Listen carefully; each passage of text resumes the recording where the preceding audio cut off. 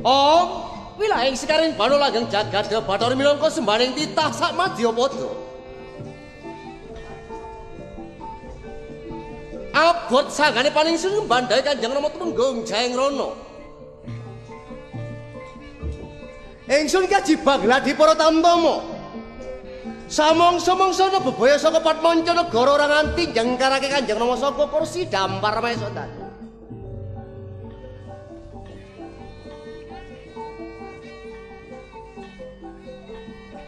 Surabaya negara kang gemari pahla jinawi Karatata Harjo.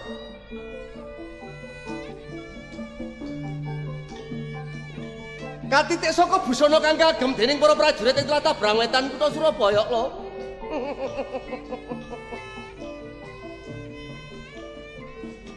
Sing seta kumpul padha putih ing Kadrupindha kuntul kang lagi nebo ing pinggiring pasisir.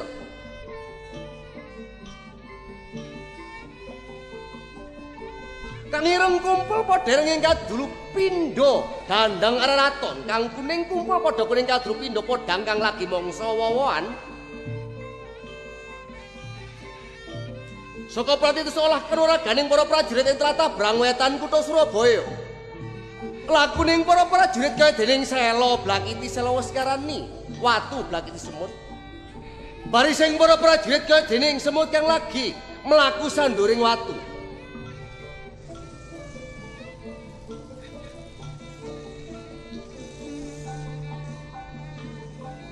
Kajaga saka iku lali-lali dan elingno saben Trimadya Candra. Tri wis ngarani telu madya tengah Candra wulan ing tlatah Brangwetan kutha Surabaya nang alun-alun Surabaya. Dianakake aduan sawung. Ning ewe kahanan kaya Dimas Sawung Sari. Apa wis padha disebarake undangan ing ngarsane para putra-putra Bupati Patmanca negara nganti saiki kok durung ana kabare. Lho.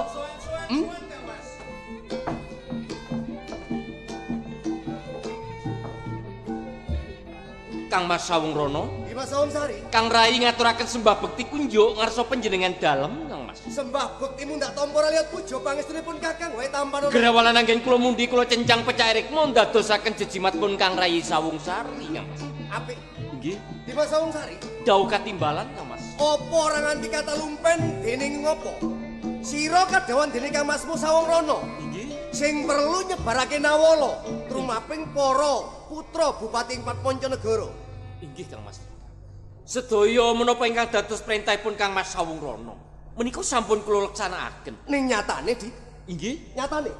Sedaya undangan ingkang panjenengan paringaken dhateng kula menika sampun kula paringaken dumateng para Bupati Patmanca Negari ingkang badhe nderekaken abenan sawung wonten ing tlatah Surabaya. Nganti dinane iki kaya-kaya durung ana sing mlebu ning alun-alun Surabaya iki piye? Ngapunten saderengipun Kang Mas. Mbok bilih para bupati menika kalupen kawontenanipun serat menika Kang Mas. Dadi kaya ngono. Inggih. Ngene, Dik. Nggih ngapunten kula ingkang paring wara-wara menika. Yen kaya ngono, ayo diwara-warane. Inggih Kang Mas. Para bupati kang wis antuk undangan saka Kang Mas Sawung Rana, ayo enggal-enggal mlebu menyang alun-alun Surabaya awit abenan sawung wektu dina iki bakal diwiwiti. Menika sampun Kang Mas. Adi wis ya ngono. Inggih. Nanging kok dereng wonten satunggal ingkang mlebet Kang Mas. Kamangka adat saben.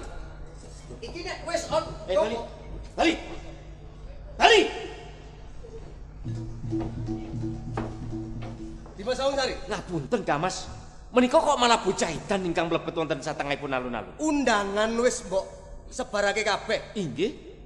marang para putra Bupati Patmanca negara. Inggih. Ning nyatane sing teko kok malah bocah edan ora nglingsemake wong Kakang piye? Kula piyambak menika mboten mangertosi Kang Mas. Bilih menika badhe ngisruh wonten ing alun-alun menika Kang. Iki kowe sing kudu tanggung jawab. Ampun kuwatir Kang Mas. Bilih panjenengan kemawon ingkang paring wara-wara. Monggo. Para putra bupati saka Patmanca negara sing wis nampa nawala saka Dimas Sawung Sari. Aja nganti suwen. Ayo mlebu ae ning alun-alun Surabaya aduan sawung arep diwiwiti. Ayo mlebu.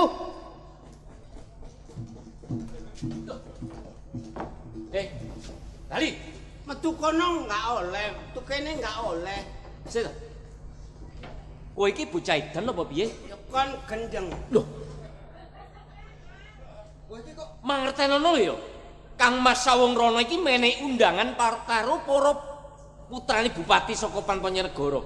Kok jebule kowe sing mlebu tak deleng saka dedeg piadeg lan penganggomu, kowe iki bocah saka Karang Pradesan lho ya. Waduh. Gawe pecane beling kaya ketabruk rek. ngomong apa kowe mau? Kaya ketabruk nggo Ketabrak pecane beling rumangsamu? gawe kerlip-kerlip Kowe durung ngerti. durung. Lek gawe busana kang kemerlip kaya ngene iki putra Katemenggungan Surabaya Raden Mas Sawungrana, ngerti kowe? Iku.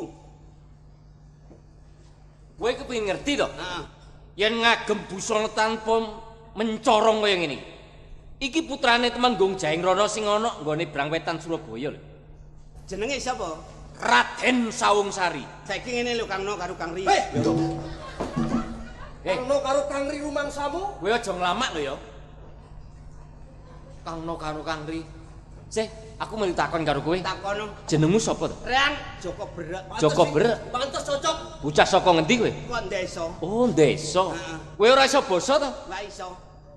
Ora sekolah. Kak. Wis ana pantese. Nganti ku wani kowe mlebu nyang alun-alun.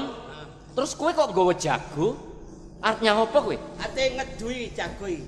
Lho. Lah wong kowe iki bocah desa lho ya. Kok arep ngedu? Terus totoamu iki apa? Hulu, bek menawa petik reang kalah. Kok dhisik? Huluku gawe totoan. Kowe kok nekat Nekat. mergo kowe ora duwe wong kere. Heeh. Sugihmu wong sugih pathek kaya ngono kuwi. Ambune Kon tuku ah. kon tuku ah. Kowe iki lek nganti totoamu gulu, petikmu iki kalah, gulumu diketok. Penak enggak raup. Lho, kok iso gak raup? Soale gak duwe rai. Oh, pancen ngono ora duwe wedi ora duwe isi. Petikmu kalah totoane wong. Mas Picis Rajabrono. Heeh. Bare apa nek? Tanah sak sigar semongko. Semangka mudhun saiki. Bakule rugi. Iku ngono paribasan. Mari basane pantun, Nek kena ri, kena entun, Nogosari. naga santun.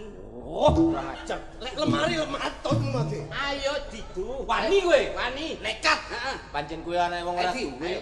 Aja nganti kowe ngisin-ngisinake pun kakak. Nggih, Kang Mas. Lek nganti jagone putra Katemunggan kalah, lingsem kowe. Ayo. Nggih, monggo. Ayo. Ayo, pancen kowe wani. Padha karo sing duwe. Petik digawa korek digawa. Ayo. Ayo, Gong. Ayo, Ayo, ayo. Ayo, Ayo, Gong. Sik, Petekmu burem tok. Ayo, Sik. Ayo, Sik. Ayo, ngambut gawe. Ayo, ayo. Ayo, Gong. Ayo, Gong. Delengen wong sakmono kae. Ayo, Gong. Acik. Loh. Oh, pring bolongan duduk maling buntet.